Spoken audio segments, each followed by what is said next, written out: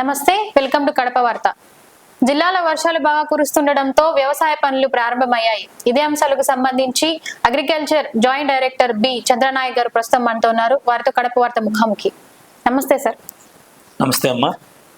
Sir, జిల్లాలో వేరుశనగ బాగా ఎక్కువగా పండిస్తారు. దీనికి సంబంధించి విత్తనాలు ఎన్ని క్వింటాలు పంపిణీ చేశారు? మా జిల్లాలో మనకు ఎక్కువ విస్తీర్ణంలో వేరుశనగ సాగు చేసే సందర్భం మనకు తెలుసు. దాదాపు 1,05,000 ఎకరాల్లో మన రైతాంగం వేరుశనగ సాగుకు రెడీగా ఉన్నారు. దానికోసం ప్రభుత్వము 57,000 క్వింటాళ్ళ విత్తనాలు శాంక్షన్ చేయడం జరిగింది. దీంట్లో మేజర్గా K6 అనే రకము, నారాయణి అనే రకము, 2 రకాలు మేజర్ క్వాంటిటీలో డిస్ట్రిబ్యూషన్ చేస్తున్నాము. దీంతోపాటు కదిరి లేపాక్షి అనే రకము ఒకటి, అలాగే TCGS 1694 అనే రకాలు 2, ఈ 4 రకాలు కలిపి ఇప్పటి వరకు దాదాపు 55,000 క్వింటాల వరకు విత్తన పంపిణీ కార్యక్రమం కూడా చాలా పెద్ద ఎత్తున జరుగుతుంది. ఆర్బీకేల ద్వారా ఈ విత్తన పంపిణీ కార్యక్రమాన్ని మనం జిల్లాలో చేస్తున్నాము. దాదాపు 400 ఆర్బీకేలు జిల్లాలో ఉన్నాయి. 400 ఆర్బీకేలో ప్రతి ఆర్బీకేలో ఒక వ్యవసాయ అధికారి ఉన్నాడు. ఆ అధికారి ద్వారా రైతులు ఎవరైతే కావాల్సిన రైతులు ఉంటారో వాళ్ళు వెళ్ళి రిజిస్ట్రేషన్ చేసుకున్న తర్వాత విత్తన పంపిణీ కార్యక్రమం చేయడం జరుగుతుంది. సార్, జిల్లాలో పురుగు మందులు, ఎరువుల కొరత ఏమైనా ఉందా?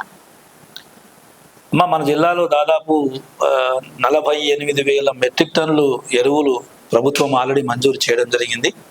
ఇప్పటి వరకు జస్ట్ ఇప్పుడే సీజన్ స్టార్ట్ అయింది కాబట్టి జిల్లాలో ఎరువుల కొరత అంటూ ఎక్కడా లేదు.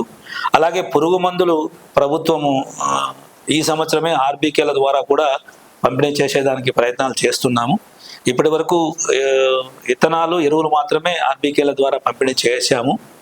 సో ఈ ఎరువుల సమస్య కానీ, పురుగు మందుల సమస్యలు కానీ మన అన్నమయ్య జిల్లాలో ఇప్పటి వరకు ఎక్కడా రైజ్ కాలేదు. అవి నా దృష్టికి కూడా రాలేదు.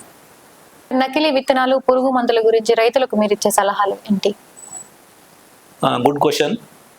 జిల్లా రైతాంగానికి నేను చెప్పేది ఒకటే, చాలామంది రైతులు కొంచెం కాస్ట్ తక్కువ అవుతుందనే ఉద్దేశంతో ఈ ఎవరైతే లైసెన్స్ లేకుండా కొంతమంది లూజ్ విత్తనాలు, అలాగే లోకల్గా దొరికే పురుగు మందులు సప్లై చేస్తున్నట్లు మనకు కొంచెం అక్కడక్కడ తెలుసు. అదే ఆ సందర్భంలో కొంతమంది రైతులు ఇబ్బంది పడుతున్నారనేది తెలిసిన విషయమే.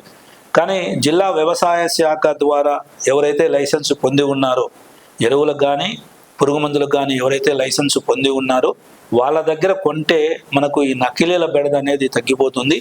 అలాగే రైతులకు నేను ముఖ్యమైన సలహా ఇచ్చేది ఏంటంటే, ఎక్కడ ఎరువు కొన్నా, ఎక్కడ పురుగు మందు కొన్నా ఖచ్చితంగా బిల్లు అనేది అడిగి తీసుకోవాలి. బిల్లు ఉంటే రేపొద్దున ఏదైనా మనకు దురదృష్టవశాత్తు ఏదైనా నకిలీ అని తెలిసిన సందర్భంలో ప్రభుత్వం నుంచి మనకు ఆ రైతుకు నష్టపరిహారం ఇప్పించేదానికి అవకాశం ఉంటుంది. కాబట్టి ప్రతి రైతు ఎరువు కొన్నప్పుడు కానీ, పురుగు మందులు కొన్నప్పుడు కానీ తప్పనిసరిగా బిల్లు తీసుకొని వేసిన పంట మళ్ళీ వచ్చేంత వరకు ఆ బిల్లులు జాగ్రత్తగా పెట్టుకోవాలని నేను రైతాంగానికి సూచిస్తున్నాను. సార్, ఆర్బీకే ద్వారా ఎరువులు పంపిణీ చేయడం వల్ల ప్రైవేట్ డీలర్లు నష్టపోతున్నామని వాపోతున్నారు. మరి దీనిపై వివరణ? ఆర్బీకే ద్వారా ప్రభుత్వము రైతాంగానికి రైతు ముంగిటికే ఎరువులు తీసుకోవాలనే కాన్సెప్ట్తో ఆర్బీకే వ్యవస్థ పెట్టడము, ఆర్బీకేల ద్వారా ఎరువులు ఎవరికి అవసరమైన ఎరువులు ఏదైతే ఉన్నాయో వాటిని మేము ఆర్బీకేల ద్వారా సప్లై చేస్తున్నాము. బట్ మన జిల్లాలో దాదాపు 48,000 మెట్రిక్ టన్నులు ఎరువులు మంజూరు చేస్తే ఆర్బీకేల ద్వారా మేమిచ్చేది ఓన్లీ 15 to 20% ఎరువులు మాత్రమే ఆర్బీకేల ద్వారా సప్లై చేస్తున్నాం.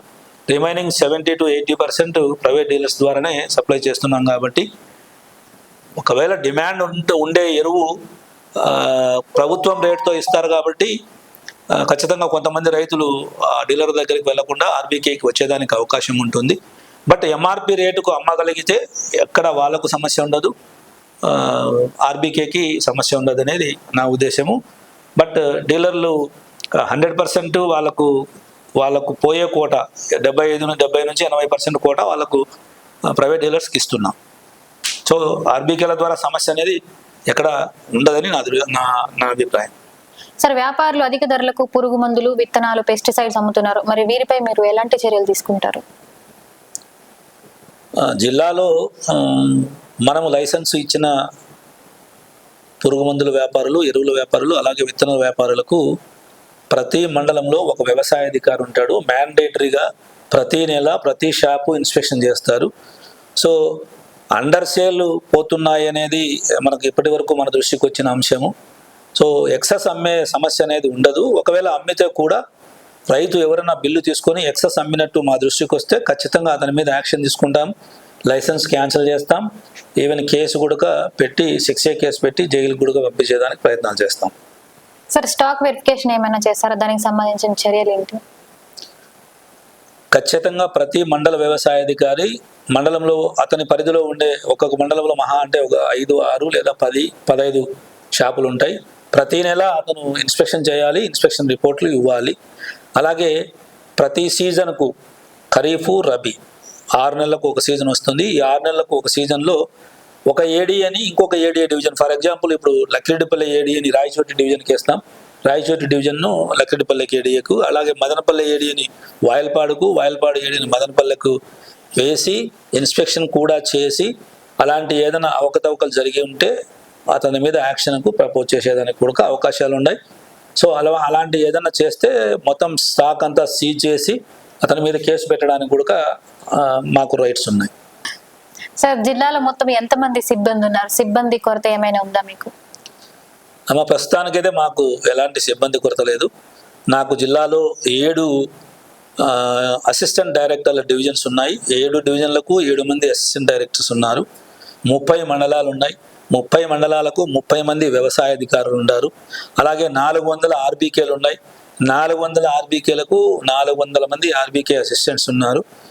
ఎక్కడ సిబ్బంది కొరత అయితే మనకు ఎక్కడ లేదమ్మా. సో సిబ్బంది 100% మాకు జిల్లాలో పూర్తిగా ఉన్నారు.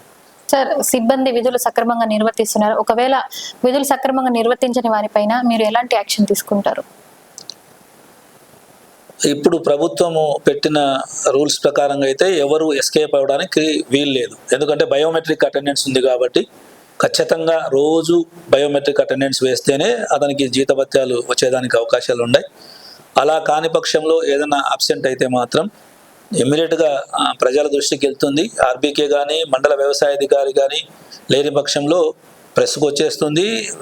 రైతుల నుంచి కూడా కంప్లైంట్స్ వస్తాయి. అలాంటి వారి మీద సస్పెండ్ చేసేదానికి ఆల్రెడీ 2-3 సస్పెండ్ కూడా చేశాం. ఒకవేళ అలా కాకుండా కూడా వాళ్ళ మీద ప్రభుత్వపరమైన చర్యలు తీసుకొని వాళ్ళకు పనిష్మెంట్ అనేది ఖచ్చితంగా ఉంటుంది. సార్, ఇప్పుడు కౌలు రైతులు ఉంటారు, వారు కౌలుకి తీసుకొని పంట వేస్తూ ఉంటారు. మరి వాళ్ళకి నష్టం వచ్చినట్లయితే వాళ్ళకి బెనిఫిట్స్ ఏమైనా ఉంటాయా? ప్రభుత్వం కౌలుదారులకు కూడా వెసులుబాటు కల్పించిందమ్మా. ఇప్పుడు కౌలుదారు సర్టిఫికెట్ అని ఒకటి వ్యవసాయ శాఖ ద్వారా ఇస్తాము. ఎవరైతే రైతు మోతుబరి రైతు కౌలుకి ఇస్తాడో ఆ మోతుబరి రైతు దగ్గర నుంచి నాకు అభ్యంతరం లేదు, పలానా రైతుకు నేను 1 ఎకరా 2 ఎకరాలు లీజుకి ఇచ్చానని ఒక అగ్రిమెంట్ రూపంలో ఒక పేపర్ ఇస్తే ఆ పేపర్ను మేము రికార్డుగా పెట్టుకొని ఎవరైతే కౌలుకు చేస్తున్నారో ఆ రైతుకే ఆ విస్తీర్ణానికి రైతు భరోసా కానీ పంట నష్టం కానీ ఏదైనా జరిగినప్పుడు ఆ రైతుకు ఇచ్చే ఏర్పాటు కూడా ప్రభుత్వం చేసి ఉంది. సో కౌలు రైతులకు ఎలాంటి ఇబ్బంది లేకుండా వ్యవసాయ శాఖ ద్వారా సహాయం అందిస్తున్నాం. సార్, రైతుల అకౌంట్లలో రైతు భరోసా కింద డబ్బులు జమ అవుతున్నాయి. మరి దీంట్లో ఏమైనా అవకతవకలు ఏమైనా జరిగితే మీరు యాక్షన్ తీసుకోవడానికి మీకు అథారిటీ ఉంటుందా? రైతు భరోసా అనే కార్యక్రమం ప్రభుత్వం ద్వారా రైతుల అకౌంట్లో డైరెక్ట్గా జమ చేయడం జరుగుతుంది. సంవత్సరానికి 13,500 రూపాయలు రైతు ఖాతాలో జమ చేయడం జరుగుతుంది. దీంట్లో ఎలాంటి అవకతవకలు జరగడానికి ఆస్కారమే లేదు. ఎందుకంటే రైతు భరోసా రావడానికి మెయిన్ కారణం ఏంటంటే పంట ఎవరైతే వేశారో ఆ రైతు పంటను ఈ క్రాప్ బుకింగ్ అనేది ప్రతి ఆర్బీకే సిబ్బంది పొలంలోకి వెళ్ళి ఈ క్రాప్ బుకింగ్ అనేది చేసిన తర్వాత దాన్ని మళ్ళీ మేము 15 రోజుల తర్వాత సోషల్ ఆడిట్ అని ఒక కార్యక్రమం జరుగుతుంది. ఎవరైతే ఎలిజిబిలిటీ ఉన్న రైతుల పేర్లు డిస్ప్లే చేసి 1 వారం రోజులు టైం ఇచ్చి అందరినీ రైతులను గుమికూడి అందరి సమక్షంలో మీ గ్రామంలో ఇంతమంది పలాని పంట వేశారు అని పబ్లిక్గా అనౌన్స్ చేసి వాళ్ళని వెరిఫై చేసుకోమని చెప్పే కార్యక్రమం ఉంది. ఒకవేళ దాంట్లో పొరపాటు ఏదైనా జరిగితే సరిదిద్దే అవకాశం కూడా అక్కడే ఉంటుంది. సో గ్రామ సభలు ఏర్పాటు చేసి ఎలాంటి అవకతవకలు జరగడానికి 100% అవకాశం లేదు.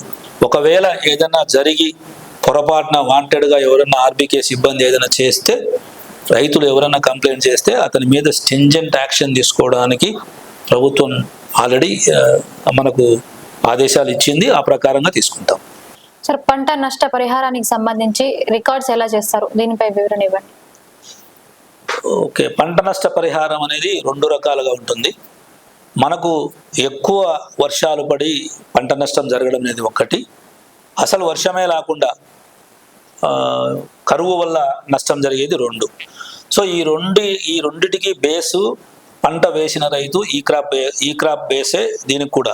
సో ఈ క్రాప్లో ఎవరైతే బుక్ చేసుకున్నారో అధిక వర్షాల వల్ల పంట నష్టపోయినా కూడా ఆ పంటలన్నీ పరిశీలించి, మాకు ఆల్రెడీ ఈ క్రాప్ బుకింగ్ డేటా మా దగ్గర ఉంటుంది కాబట్టి ఎవరైతే రైతు నష్టపోయారో వాళ్లకు పంట నష్ట పరిహారము అధిక వర్షాల వల్ల కలిగిన రైతులకు ఇప్పించే ఏర్పాటు చేస్తున్నాం. అలాగే కరువు వల్ల వర్షాభావ పరిస్థితులు ఎదుర్కొని రైతులు నష్టపోతే ఆ పంట వివరాలు కూడా మనం రికార్డ్ చేసి గవర్నమెంట్కు సబ్మిట్ చేసి వారికి కూడా మనం పరిహారం ఇప్పించేదానికి ప్రయత్నాలు అయితే చేస్తున్నాం. అదే లాస్ట్ ఇయర్ 2 రకాల మిచాంగ్ తుఫాను వల్ల దాదాపు ఒక 70 లక్షల రూపాయలు మన రైతాంగానికి ఇవ్వడం జరిగింది. అలాగే కరువు వల్ల దాదాపు 25 కోట్ల రూపాయలు 18 మండలాల్లో రైతులకు మన జిల్లాలో వ్యవసాయ శాఖ ద్వారా పంపిణీ చేయడం జరిగింది. సార్, మీ యొక్క విలువైన సమయాన్ని మా కోసం కేటాయించినందుకు thank you sir. Thank you.